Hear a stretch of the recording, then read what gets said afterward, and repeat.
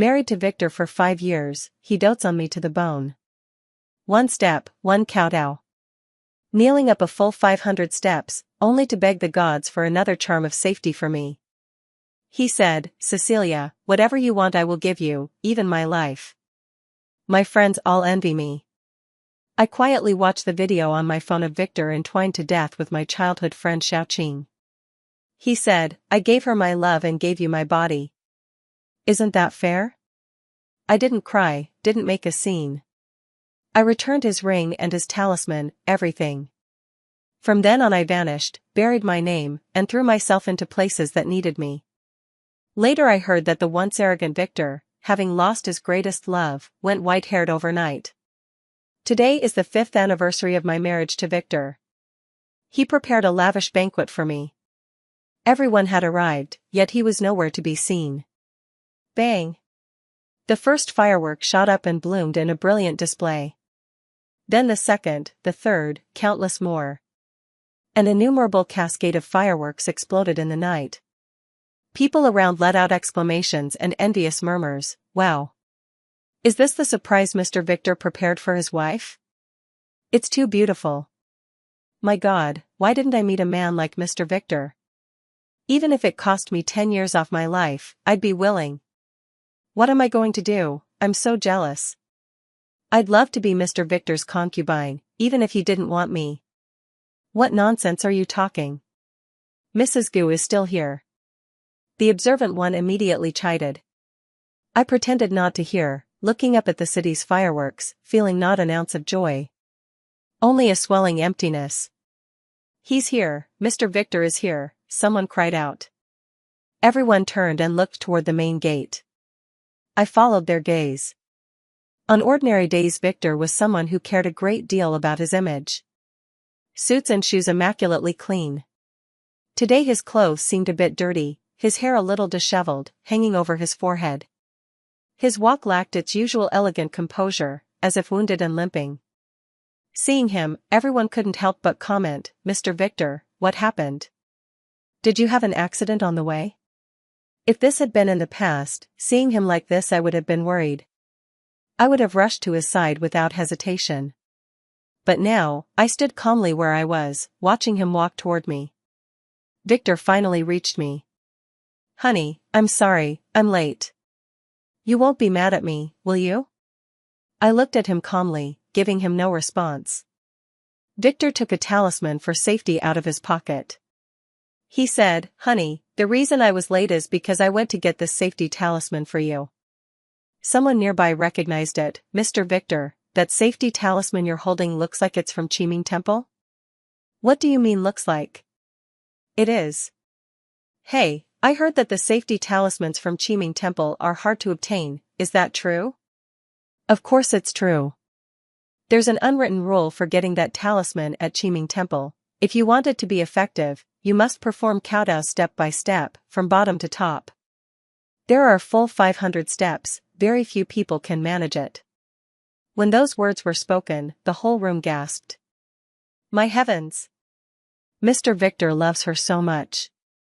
His wife must be the luckiest woman in the world. Looking around, everyone was smiling at me. I smiled back too. It was a smile of self-mockery. They had no idea that, just before the banquet began, I had received a video. In the video Victor appeared in a way I had never seen him before. He and his childhood sweetheart went through the living room, the kitchen, the bathroom, and then the bedroom, every place imaginable. Near the end of the video, Victor offered this summary. He said, give her love, give you sex, fair enough? Wife, let me put it on you. Victor said as he reached to place it around my neck. When his fingers touched my skin, I felt as if wrapped by a venomous snake, a sudden shiver coursing through me. I feel like vomiting. I pushed him away and ran into the bathroom. After gagging a few times, I didn't throw up anything. At that moment, a message popped up on the phone set aside. Miss Cecilia, your application has been approved. Please arrive at the meeting point on time in 2 days upon receipt of this notice. I replied, received. Honey, are you okay? When I stepped out of the bathroom, Victor, who had been waiting outside, hurried over to me, tense. He reached out to touch me, and I instinctively stepped back. "Honey, what's wrong?" Victor looked at me puzzled. He always looked at me with affection and concern. I never once imagined he would cheat. Tearing things apart with him now wouldn't do any good. I took a deep breath. "I just feel a bit tired, unwell, and want to go home." "Okay, we'll listen to the wife and go home." Hearing my words, Victor visibly relaxed and came over to hold me in his arms. I stifled the unease in my chest. "I'll go back by myself.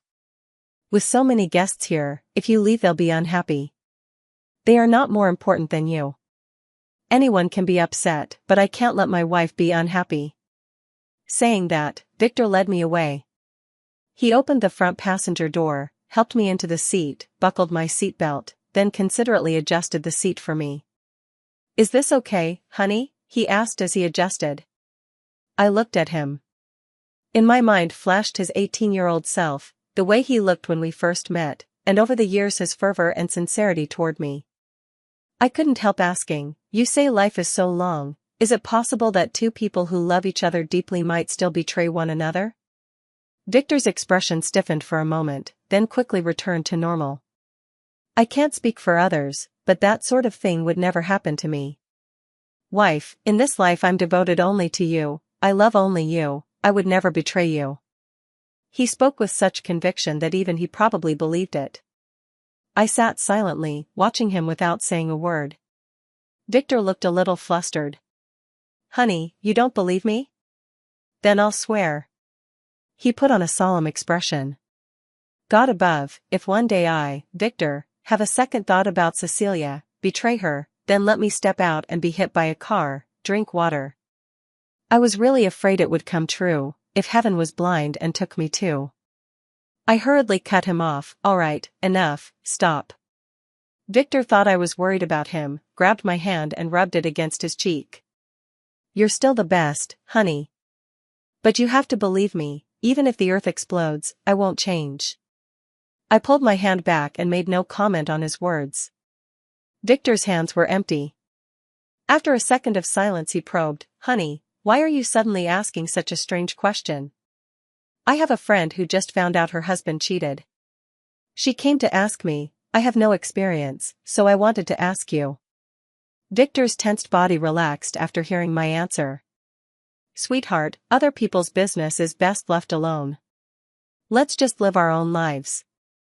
He started the car and drove toward home. Victor's phone kept buzzing nonstop.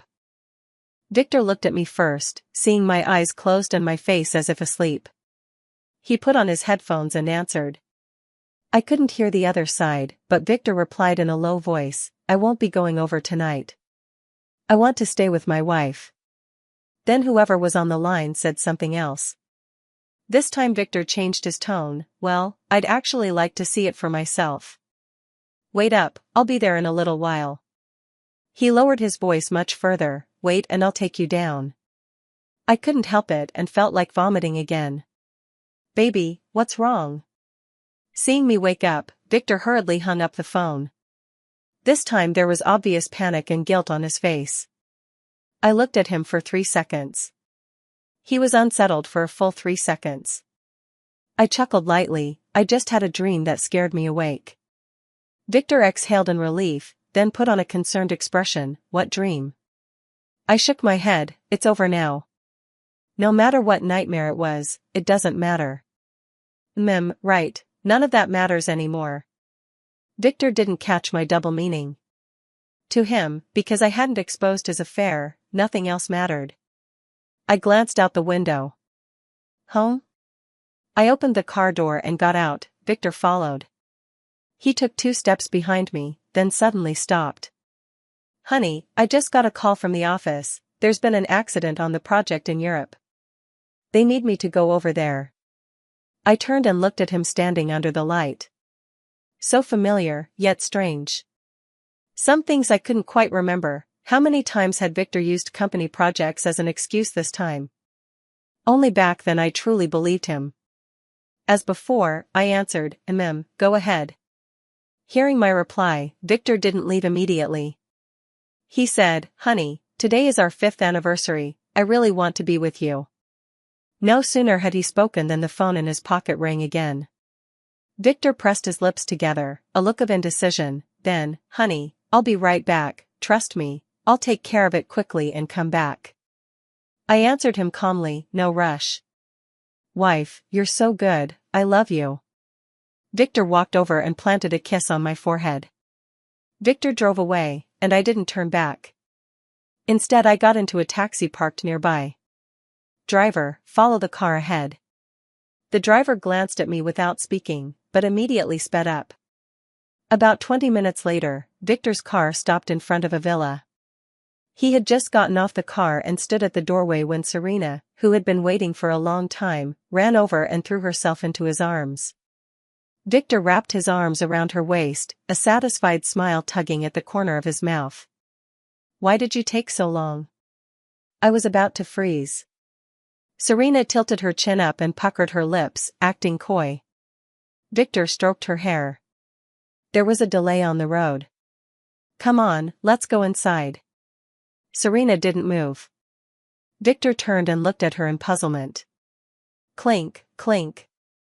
Serena opened the blanket wrapped tightly around her and revealed the uniform beneath. Victor only glanced at it, and his breathing grew much heavier. This? Serena tugged at his tie. "Want something a little more exciting?" "What?" Serena didn't answer him, she opened the car door. In an instant Victor understood what she meant. The two of them quickly began to make love in the car. I stood a short distance away, quietly watching the shaking vehicle. My whole being felt numb and bewildered. Is there really a man in this world who can deeply love one person in his heart and yet engage in intimate exchanges with another woman? Even if there is, why does it have to be Victor? He clearly loved me so much. So much that he once fought with a murderer for my sake. He took 3 consecutive slashes to his body just to keep me behind him, and to my gambler of a father he said, "You don't love Cecilia, I love her. If you want her life, you'll have to trample over my corpse first." Can such fearlessness, such love set afire by risking one's life, really grow cold? My heart ached, as if torn in two by a dull great knife, ripping and pulling me open. I clutched my chest, tears falling in heavy drops. I couldn't help but squat to the ground and sob, "Victor, please give me back the boy you used to be." Victor and Serena finally stopped. The two of them embraced tenderly, and Serena asked him, "Victor, do you love me, or do you love Cecilia?" Victor affirmed to her, "Of course it's Cecilia." "Then why are you with me?" Serena, not hearing what she wanted, snapped a little angrily. Victor blew a smoke ring.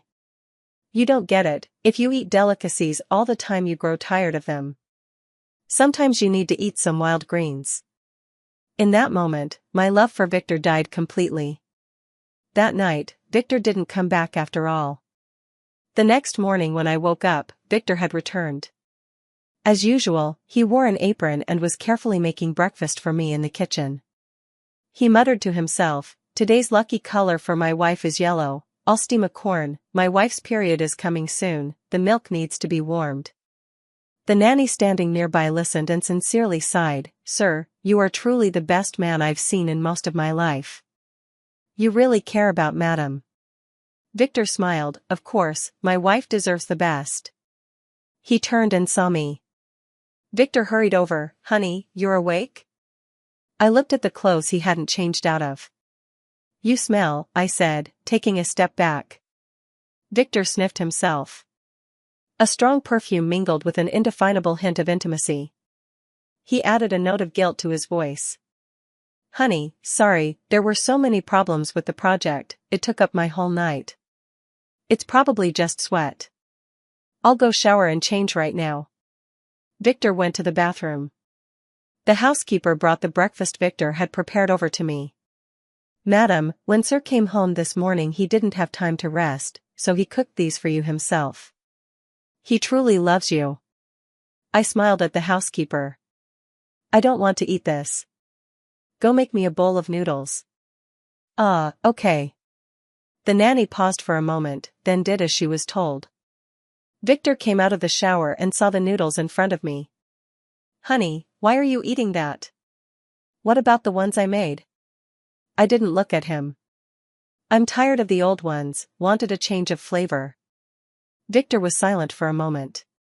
He probably felt those words sounded a bit familiar. I ignored him and kept eating, finishing my meal.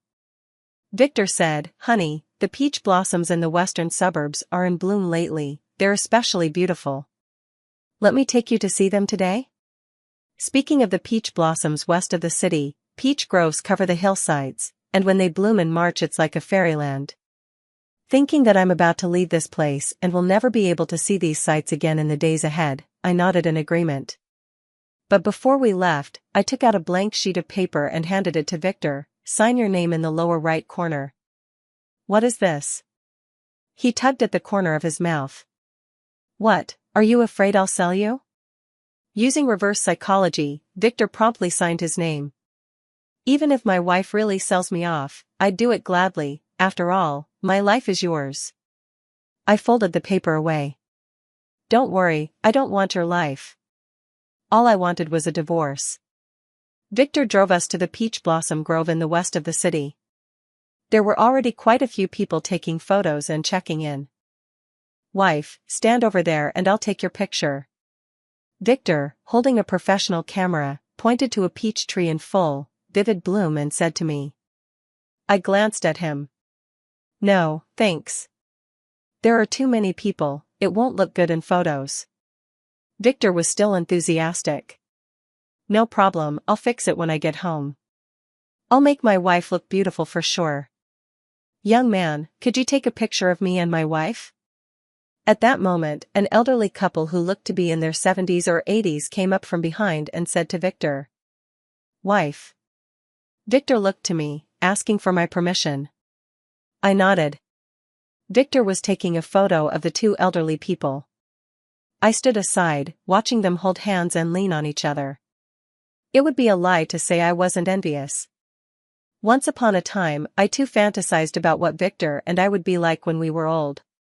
Holding hands, while we could still move and walk, touring the splendid rivers and mountains of our homeland.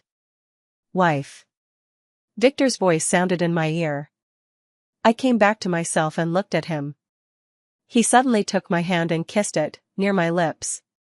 "Wife, when we're old, let's be like that grandfather and grandmother just now, holding hands, traveling everywhere. How about that?" He looked at him with eyes full of expectation for the future. I felt nothing inside. So as not to arouse his suspicion, I replied perfunctorily, "Let's go, wife, there's someone selling candied roasted chestnuts here, I remember you like them." Victor pulled me toward the nearby vendor. Before he could ask the seller how the chestnuts were priced, his phone rang. He glanced at his phone, his eyes flickered. "Honey, I need to take a call." I nodded. Victor didn't go far.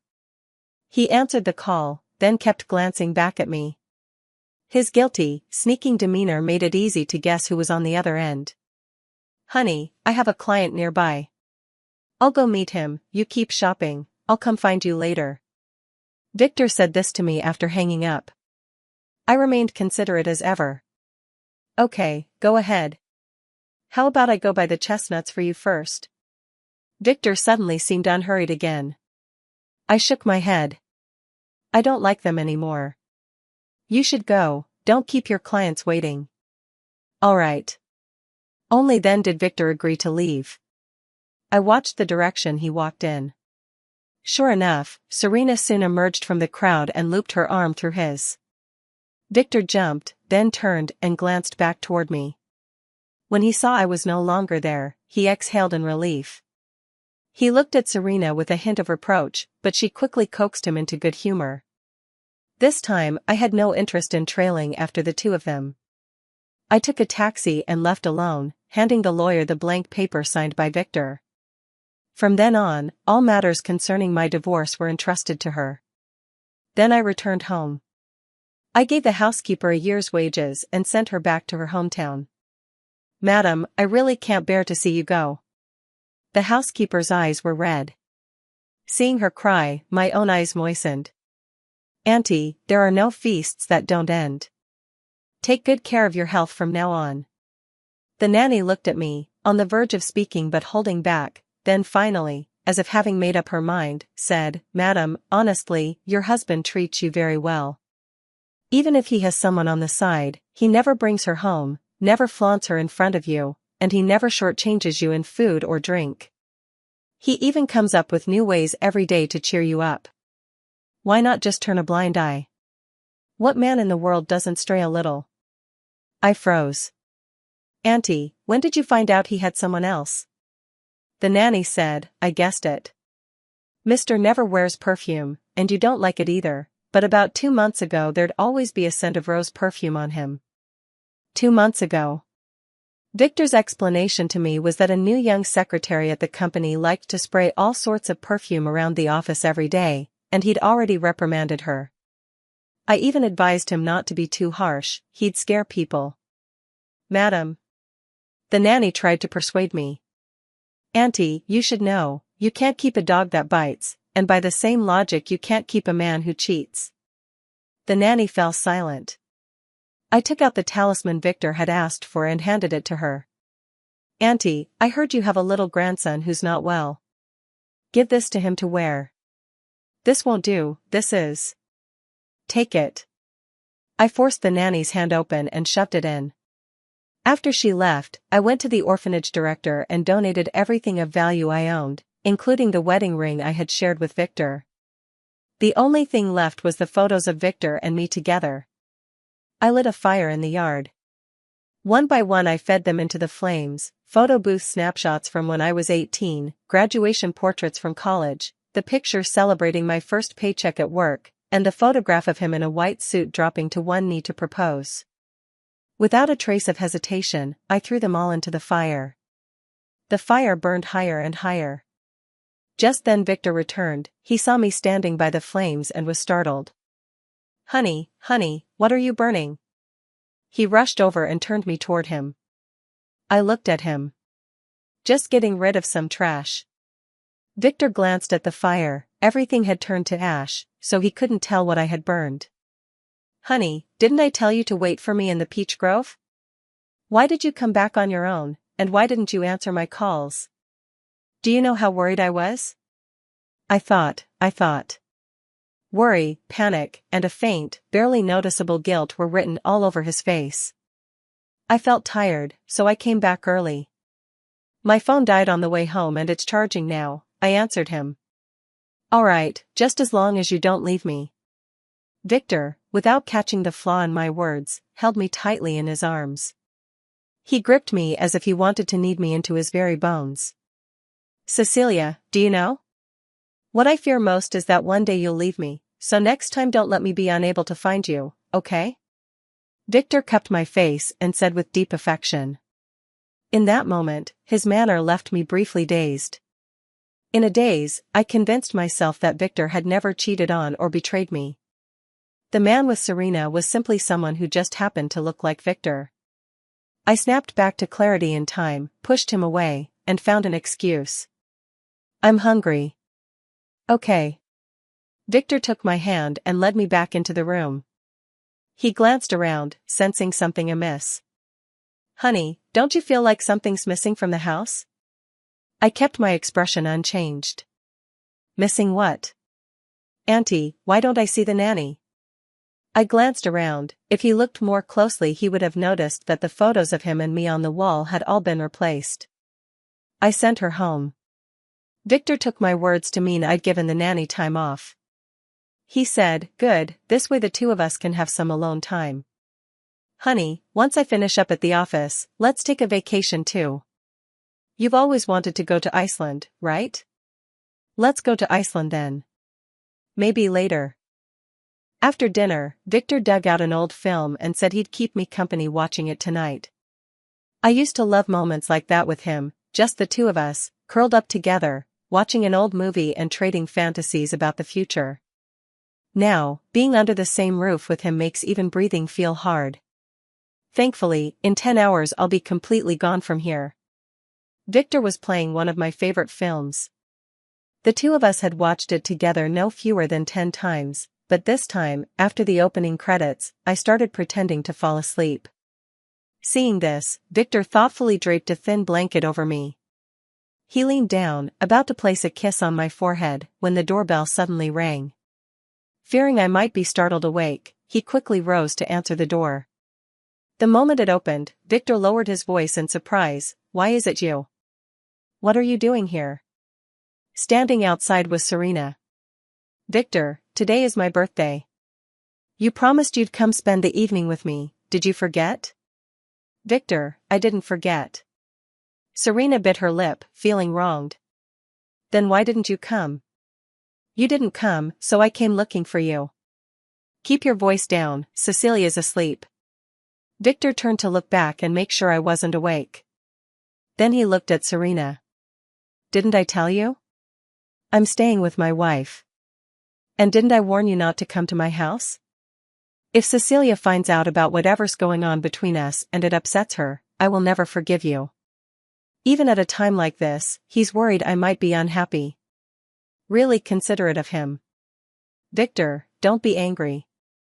I know I was wrong, but please, spend this birthday with me tonight, okay?" Serena's big, watery eyes looked up at him. Victor was about to refuse when Serena looped her arm around his neck, stood on tiptoe and kissed him. Victor, provoked and distracted, breathed heavier. "Only this once. It won't happen again." I know." Serena nodded repeatedly. And so Victor left with her. I opened my eyes, and at that moment the phone beside me lit up. It was a message from Serena. "Cecilia, I know you were awake just now, watching your man kiss another woman. How does that feel? You should understand, Victor doesn't like you at all. Be sensible and divorce him quickly. Don't wait until I get pregnant with Victor's child and throw you out. By then, don't say I didn't give you a warning." I glanced at those messages and didn't reply. I immediately sent those texts and the cheating video from last time to the lawyer. If Victor refuses to divorce in the future, the lawyer will bring these out. In Jiangqing the sky was already brightening just after 6. I dragged the suitcase I had long since packed toward the meeting point. "Cecilia, have you taken care of everything at home?" Facing the leader's question, I nodded. "Everything's been taken care of. You three are the most capable elites of our institute. This trip is for a state research secret project. You must not contact the outside world, all related identity information will be handled confidentially. It will be impossible for anyone to find you, including your family. Do you all understand?" Yes, my colleagues and I answered in unison. Good, prepare to board. Before boarding, each of us had to hand over our personal phones. At that moment, Victor sent a message. "Honey, there was a sudden problem at the office last night. I didn't wake you because you were sleeping so soundly. I'm already on my way back. What do you want for breakfast?" I didn't reply. I turned my phone off and handed it over without hesitation. "Victor, from now on we don't need to see each other again." Victor drove, glancing at his phone several times. Seeing Cecilia hadn't replied, a bad feeling suddenly rose in his chest. But he quickly shook it off. His Cecilia surely wasn't awake yet, she was surely waiting for him at home. At that moment, a steamed bun shop outside the window, its line snaking out the door, flashed across Victor's attention. He remembered the school fairs back then, when he and Cecilia would often go together to a bun shop outside the school to eat buns and youtiao. Back then Cecilia would rest her head on his shoulder and say, "Victor, the youtiao the owner makes here is really delicious. From now on let's come eat here every day, okay?" He replied with a smile, "Sure, as long as you don't get tired of it." Though it was very simple food, the memory was utterly sweet. Victor spent 20 minutes in line and bought some youtiao, buns, and soy milk. He held them together, took a selfie, and sent it to Cecilia. "Honey, look what I bought for you." The message he sent still received no reply. Victor frowned. Without delay he drove straight home. After entering, he didn't immediately push open the bedroom door, instead he first sniffed his clothes. Only after confirming there was no scent did he turn the handle. "Honey, you sleepyhead, get up." His face full of affection, he froze when he saw the empty bedroom. "Honey?" Victor felt a nameless panic rising. He then immediately pushed open the bathroom door. There was still no one inside. Victor hurriedly pushed open every door in the house, not even sparing the utility closet. "Wife, Cecilia." The only response to Victor was the sound of wind blowing in through the windows. Victor froze. He suddenly realized the house was missing more than just the nanny. Cecilia's belongings were missing too.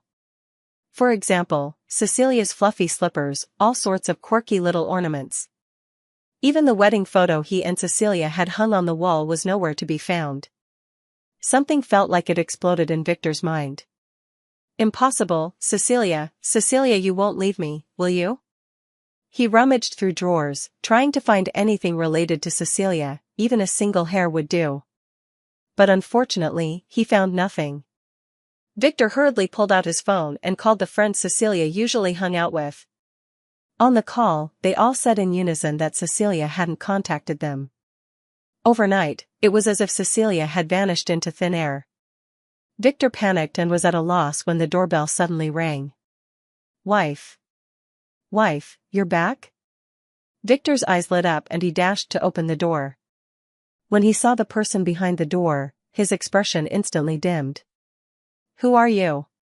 "Good day, Mr. Victor. I'm the divorce attorney retained by Ms. Cecilia. My name is Yvette." Attorney Yvette introduced herself. "Divorce attorney? Retained by Cecilia?" Victor found it hard to believe, his pupils trembled. Yvette was direct and decisive. She produced a retainer letter signed by Cecilia herself, then took out the divorce agreement bearing Victor's signature. "No, I didn't agree to this." Victor protested. Yvette said, "Mr. Victor, your signature is right here." Looking at the signature in the lower right corner, Victor went blank. He remembered Cecilia's expression when she asked him to sign, and that line, "Don't worry, I won't sell you out." So she wanted a divorce. This can't be, how could Cecilia possibly want a divorce from me? Victor could hardly believe it. He grabbed Yvette's wrist. Almost mad, he demanded, "Do you know where Cecilia is? Did you hide her?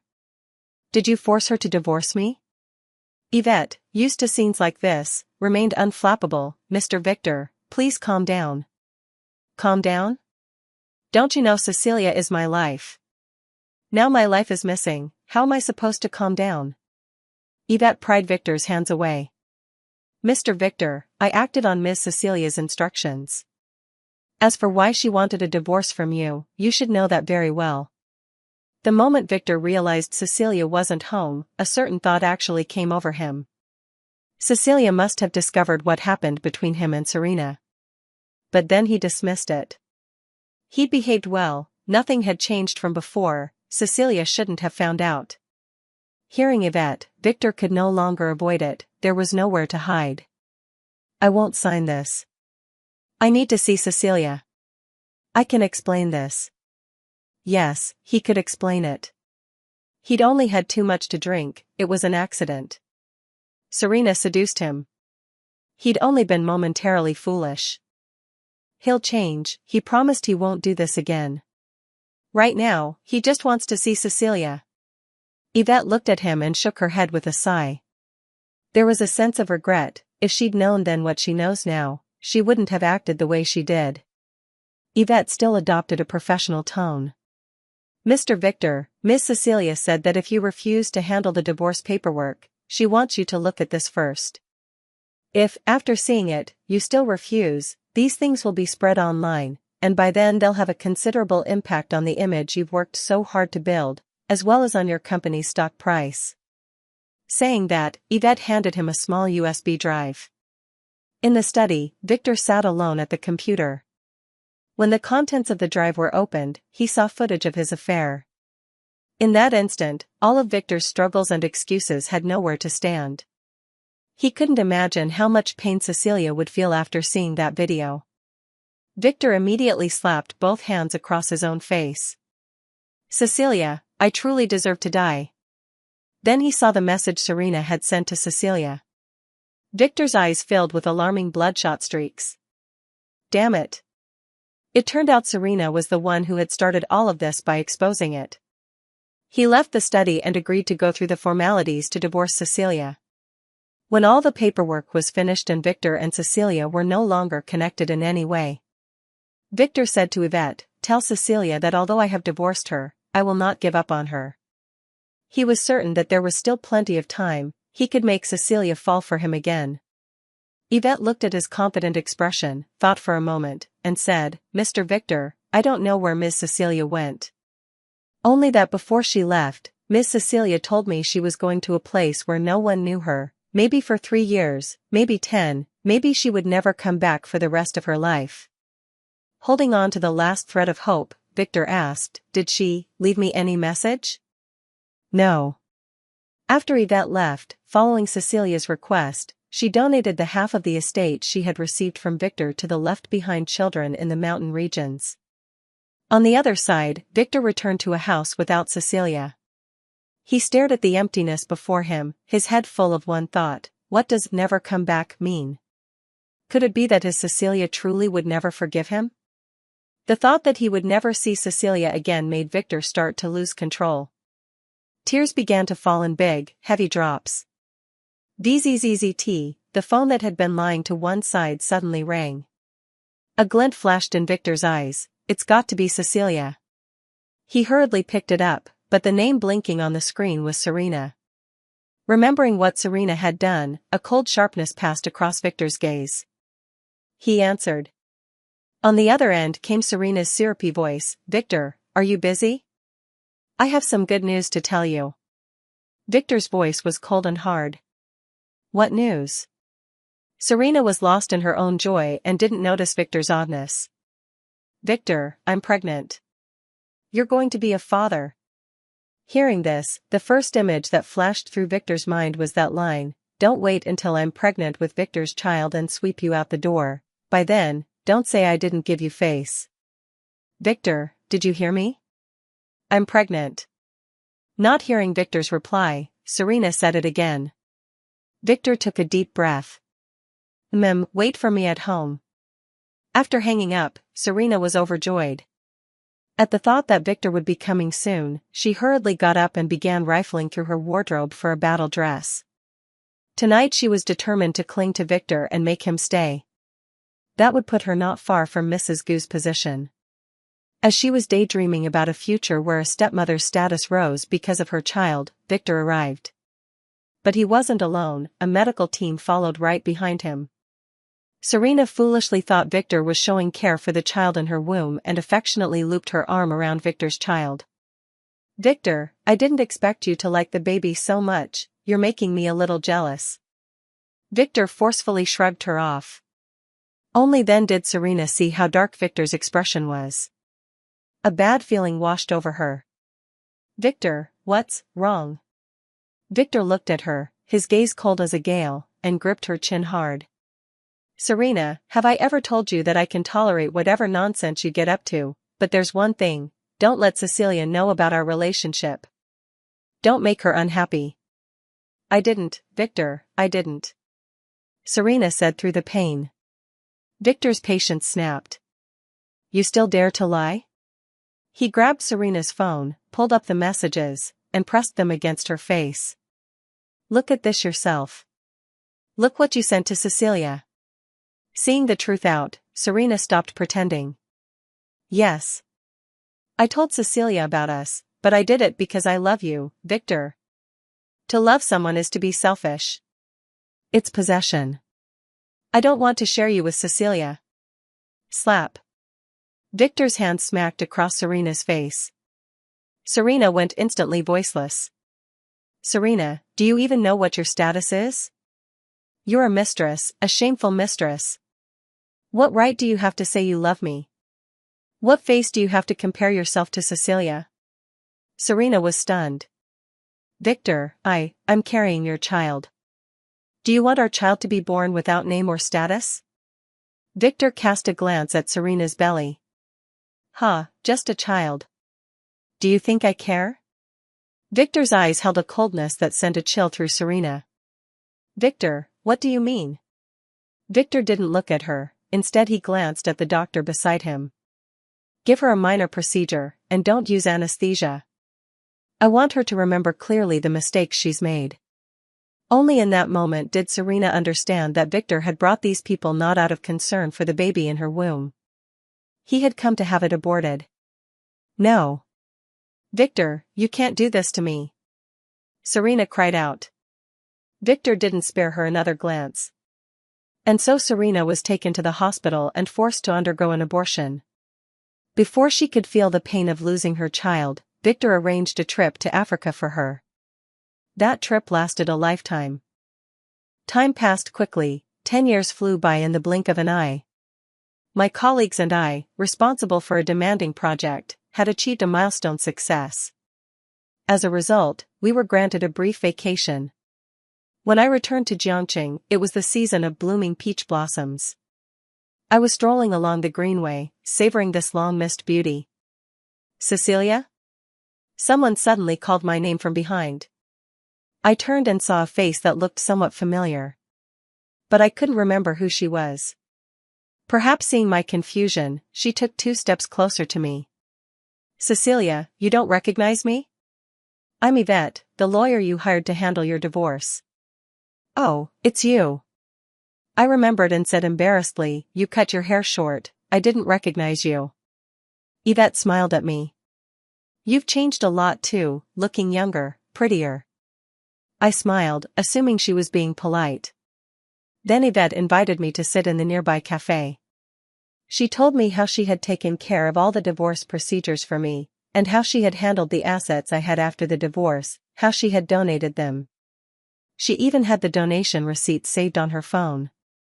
She said she carried it with her at all times, just in case she met me one day and could show it to me. I was moved by her sincerity and sense of responsibility. Yvette, thank you. Yvette said, actually I should thank you too, because helping you with these things is how I met my husband. When Yvette mentioned her husband, a smile came to her eyes and expression, she looked very happy. Yes, in this world some people suffer misfortune, but there are also those whom the goddess of fate smiles upon. When it came time to say goodbye, Yvette suddenly asked, do you still have any contact with your ex-husband? I shook my head. Yvette said, if you knew he searched for you for 10 years, repented for 10 years, would you forgive what he did back then? No. I answered firmly. Yvette breathed out in relief. Good, I understand. I didn't ask Yvette why she had posed that question. After finishing my trip to Jiangqing, I went elsewhere. At the world's highest point, I watched the sunrise gild the mountains and enjoyed the chill of the wind on my cheeks. Inside me there was a calm and peace I'd never known before. When I boarded again to return to the battlefield that was mine, a live news item played on the television in the airport terminal. Jiangqing's famous entrepreneur, Victor, was found to have killed himself at home at 7 o'clock this morning. Resuscitation was unsuccessful and he has died. Mr. Victor of the Gu Group committed suicide? How is that possible? Such a pity. I heard that ever since his wife disappeared, Mr. Victor has been searching all over the world. He couldn't find her, and he went mad first. What? Mr. Victor is such a good man, how could his wife bear to leave him? Good? Let me tell you something you don't know, he had long been having an affair. His wife couldn't accept it, so she chose to leave. How do you know? My cousin used to be the housekeeper for that man's mistress. Everyone made a sympathetic sound. I didn't expect men to all be the same. I used to think he was good, letting his wife set off fireworks all over town, bah. The murmurs around me continued, but not a single word reached my heart. Once this parting occurs, there will be no return.